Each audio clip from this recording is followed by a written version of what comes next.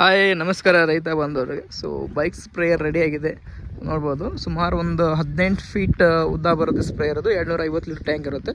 So oil break, river Ford system ಕೂಡ ಬರುತ್ತೆ. So customer ಕೂಡ ಬಂದಿದ್ದಾರೆ, ಮಾತಾಡೋಣ. ಸರ್ ನಮಸ್ಕಾರ ಸರ್. ಸರ್ ತಮ್ಮ ಹೆಸರು ಸರ್? ಚಂದ್ರು. ಸರ್ ತಮ್ಮ ಜಿಲ್ಲೆ, ತಾಲೂಕು ಸರ್? ಗದಗ ಜಿಲ್ಲಾ, ಗದಗ ತಾಲೂಕು. ಸರ್ ಊರು? ಕಿರಟಗೇರಿ ಅಂತ ಹೇಳ್ಬಿಟ್ಟು ಸರ್. ಬೈಕ್ ಸ್ಪ್ರೇಯರ್ನ ನೀವು ಮಾಡಿಸಿದ್ದೀರಿ. ಸೊ ಡಸ್ಲರ್, ಹೋಂಡಾ ಡಸ್ಲರ್ ಬೈಕಿಗೆ ನೀವು ಮಾಡಿಸಿದಿರಿ. ಇವಾಗ ಬಂದು ಹೊಡೆದಿದ್ದೀರಿ, ಚೆಕ್ ಕೂಡ ಮಾಡಿದಿರಿ. ಯಾವ ಥರ ಅನಿಸ್ತದೆ ಸರ್ ತಮಗೆ? ಚಲೋ ಅನ್ಸುತ್ತೆ. ಅಂದ್ರೆ ಒಂದು ಏನಿರುತ್ತೆ ಅಂದ್ರೆ ಬೆಳೆ ಹಾನಿ ಆಗುವಂಥ ಪೊಸಿಷನ್ ಇರ್ತವೆ. ಈಗ ಟ್ಯಾಕ್ಟ್ರಲ್ಲಿ ಹೊಡೆದ್ರೆ ಬೆಳೆ ಹಾನಿ ಆಗುವಂಥ ಇರ್ತೈತಿ. ಈಗ ಆಲ್ರೆಡಿ ನಿಮ್ಮ ಊರಾಗ ಒಂದು ಆಲ್ರೆಡಿ ಐತ್ರಿ, ಇನ್ನೂ ಒಂದು ಎಕ್ಸ್ಟ್ರಾನು ಬಿಟ್ಟು ಹೋಗಿರಿ ನೀವು.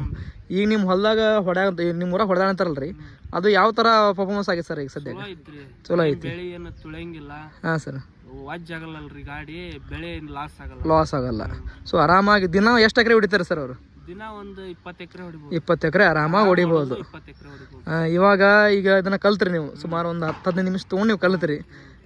ಕಲಿಬೋದು ಮನುಷ್ಯ, ಸಾಧಾರಣ ಮನುಷ್ಯ ಕಲಿಬೋದು. ಏನು ಕಲಿಯಕ್ ಆಗೋದಿಲ್ರಿ? ಕಲಿಬೋದ್ರಿ. ಸ್ಟಾರ್ಟಿಂಗ್ ಒಟ್ಟು ಅನ್ಸುತ್ತ, ಆಮ್ಯಾಗ ಒಂದ್ ಸ್ವಲ್ಪ ಹೊಡೆದ್ರ ಮತ್ತೊಬ್ರಿಗೆ ಹೇಳ್ಬೋದು. ಏನು ತೊಂದರೆ ಇಲ್ಲ. ಯಾರಾದರೂ ರೈತರು ಗದಗ ಡಿಸ್ಟಿಕ್ಕು ಹಾಗೂ ಕಿರಟಗೇರಿ ಊರವ್ರದ್ದು ಯಾರಾದರೂ ಹೋಗಿ ನೋಡ್ಬೋದು. ಸೊ ಮುಂಚೆನೂ ಅವ್ರ ಹೆಸರೇನು ಸರ್ ಮಾಡ್ಸ್ಕೊಂಡು ಹೋಗಿದಾರಲ್ಲ? ಶಾಂತ್ ಮಲ್ಲಪ್ಪ ಬೋರಣ್ಣವ್ರು. ಅವ್ರ ಅದ ಊರು ತಮ್ಮದು. ಇದು ನಿಮ್ದು ಗಾಡಿ ಸರ್? ಇದು ನೀವು ಬಿಟ್ಟಿದ್ದು ಇನ್ನೊಂದು, ಅದು ನಿಮ್ಮ ಗಾಡಿ ಸರ್?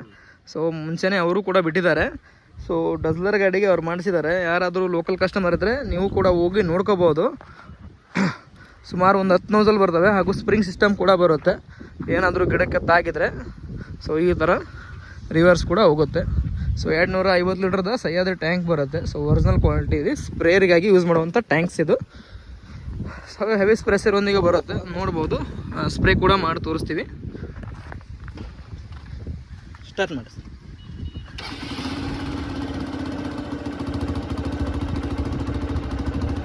ಸ್ಪ್ರೇ ಕೂಡ ಆಗುತ್ತೆ.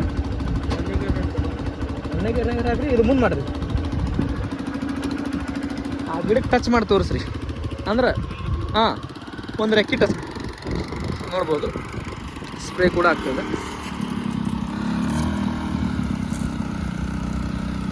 ಸ್ಪ್ರೇ ಕೂಡ ಆಗುತ್ತೆ. ಸೊ ಗಾಳಿ ಇರೋದ್ರಿಂದ ಕಾಣ್ತಾ ಇಲ್ಲ. ಯಾವ್ದಾದ್ರು ಗಿಡ ಟಚ್ ಆದರೂ ಕೂಡ ನಿಮಗೆ ಈ ಥರ ರಿಟರ್ನ್ ಆಗಿ ಬರುತ್ತೆ. ಸೊ ಹೆವಿ ಕ್ವಾಲಿಟಿಯಲ್ಲಿ ನಾವು ರೆಡಿ ಮಾಡಿರ್ತೀವಿ. ಸೊ ನೋಡ್ಬೋದು ಪ್ರೆಷರು ಎಣ್ಣೆಗೆ ಹಾಕೊಂಡ್ರಿ. ಸೊ ನೋಡ್ಬೋದು ಪ್ರೆಷರ್ ಯಾವ ಥರ ಬರ್ತಾಯಿದೆ ಅಂತ. ಸೊ ಕಡಲೆಗೆ, ತೊಗರೆಗೆ, ಹತ್ತಿಗೆ ಆರಾಮಾಗಿ ಇದರಿಂದ ನಾವು ಸ್ಪ್ರೇ ಮಾಡ್ಬೋದು. ಸೊ ಟ್ರ್ಯಾಕ್ಟ್ರ್ ಹೋಗದೇ ಇರೋ ಜಾಗದಲ್ಲಿ ನಾವು ಈ ಥರ ರೆಡಿ ಮಾಡ್ಸ್ಕೊಂಬಿಟ್ಟು ಸ್ಪ್ರೇ ಮಾಡ್ಬೋದು. ಸೊ ಯಾವುದೇ ರೀತಿಯಿಂದ ಬೆಳೆ ಹಾನಿ ಆಗೋಲ್ಲ, ಚಿಕ್ಕ ಟೈರ್ ಇರೋದ್ರಿಂದ. ಸೊ ಟ್ಯಾಕ್ಟ್ರಿಗಿಂತ ಒಳ್ಳೆ ರೀತಿಯಿಂದ ಸ್ಪ್ರೇ ಮಾಡುತ್ತೆ. ಸರ್ದು ಇದು 2ನೇ ಗಾಡಿ. ಇನ್ನೊಂದು ಗಾಡಿ ಕೂಡ ಬಿಟ್ಟೋಗಿದ್ದಾರೆ. 3ನೇ ಗಾಡಿ ಅವರು ರೆಡಿ ಆಗ್ತಾಯಿದೆ. ನೋಡ್ಬೋದು ಈ ಥರ ಪ್ರೆಷರ್ ಆಗುತ್ತೆ.